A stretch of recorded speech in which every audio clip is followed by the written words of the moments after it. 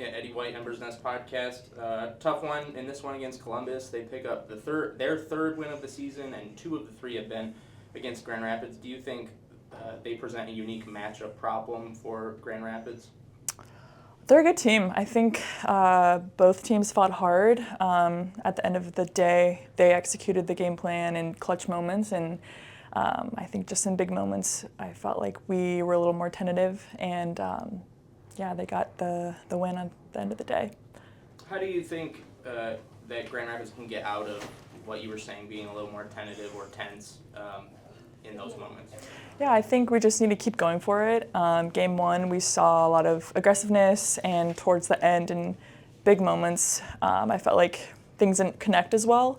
So I think just staying aggressive and going for it all the way through the end and having no fear.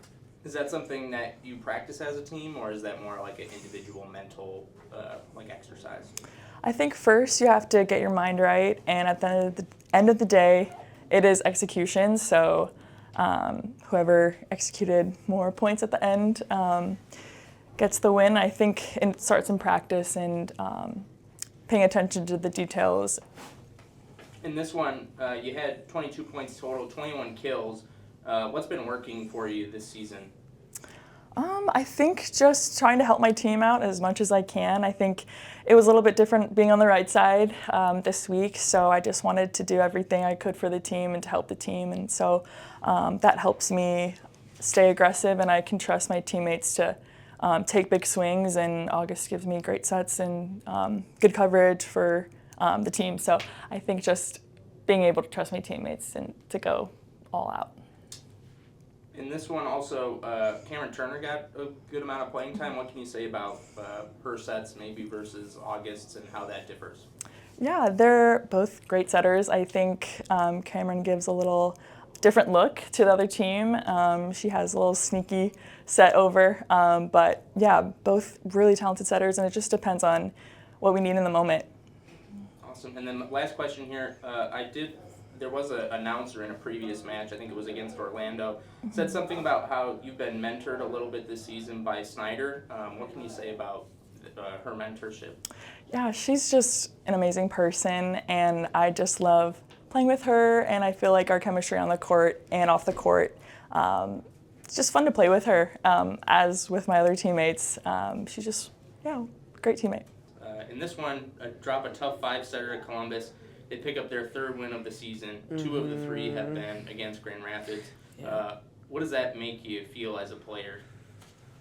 Well, it is kind of frustrating because obviously, like, we're their only win, so I feel like that's just hard because, I mean, they're a good team, they're professional athletes, but I just think it's kind of frustrating because I feel like we're not doing our part to close out the points that we need to close out, the games that we need to close out, so...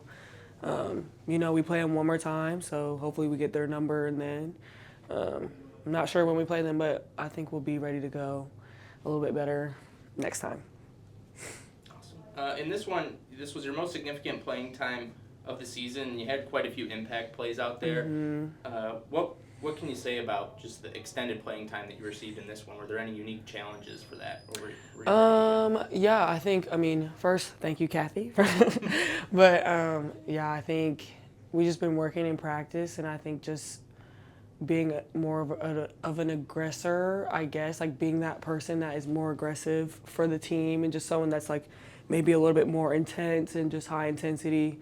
I think that's kind of my role, and I think, I think today was just a little hard with the connection, but we've been working on that in practice. And so, I think that was really like the only challenge was just like getting in rhythm with August and Cam. But I think for my first start, I don't think I did too bad. So, you did have 3 blocks in this one as well. What can you say about both your ability to block, and then Marin got in late, got a few blocks, and then Bastianelli had quite a few blocks. Yeah. What can you say about the team's blocking ability? They're actually number one. You're number one in the league. Yeah. What can you say about the team's blocking?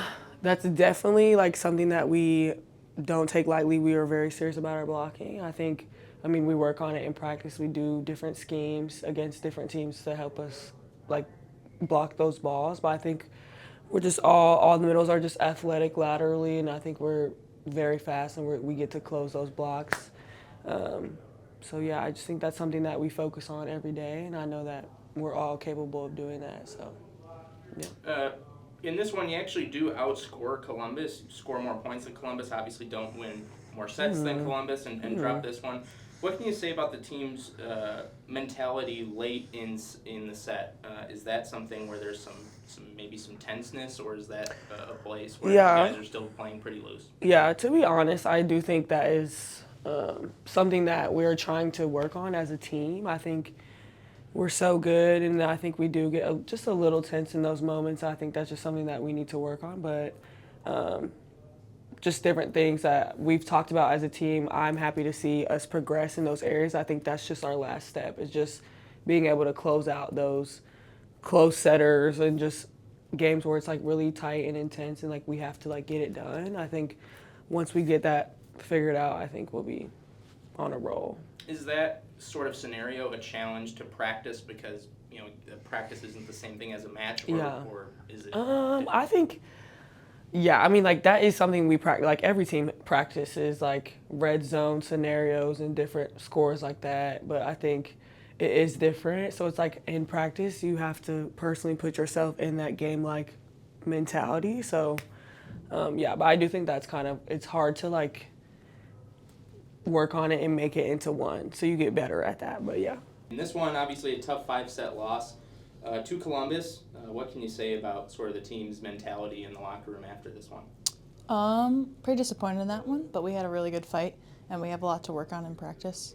I'm excited to get to work with my team because we did a lot of good things tonight, and we can't just dwell on the loss and all the bad. We did a lot of good, and we have a lot of work to do.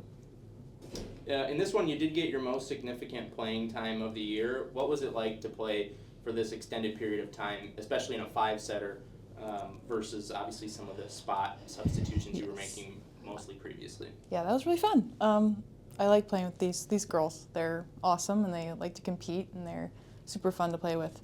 So 5-setters are not always the funnest because you get really tired, but that was really fun to start and experience all that. In this one, you did have 16 total points. I think I wrote down, if my penmanship is right here, 9 assists, hit 238 overall. What do you think of your individual performance in this one? Oh, I didn't know that. Feel good. I feel like I'm in this like middle ground of what can I do better, and I'm more focused on that than the results. I always just want to help the team. It's not really about my individual stats. It's just how can I help the team. In this one also, Columbus, they did pick up their 3rd win of the season. 2 of the 3 wins have come against Grand Rapids. Mm-hmm. Do you think Grand Rapids and Columbus, there's just a matchup problem there, or is it an execution problem? A little bit of both. I think they have scouted us pretty well, but we have to execute in the plays that we have and not be tentative and go for it.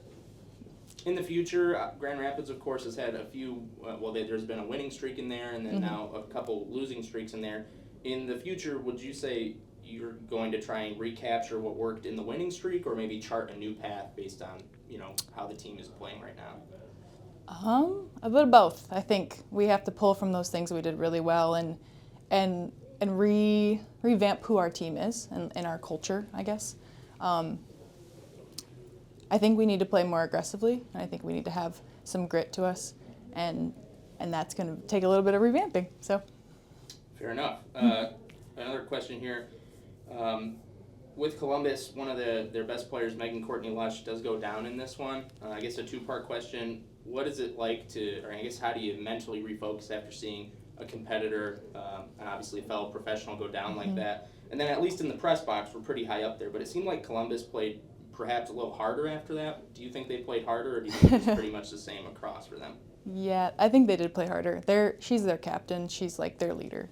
And so it really sucks to see her go down, and that looked terrible. It looked terrible from our angle.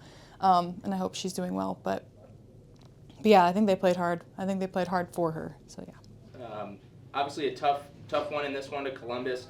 They've won 3 games this season, 2 of which have come against Grand Rapids. Do you think it's a matchup problem against Columbus, or scouting? Do you think they just scout you really well?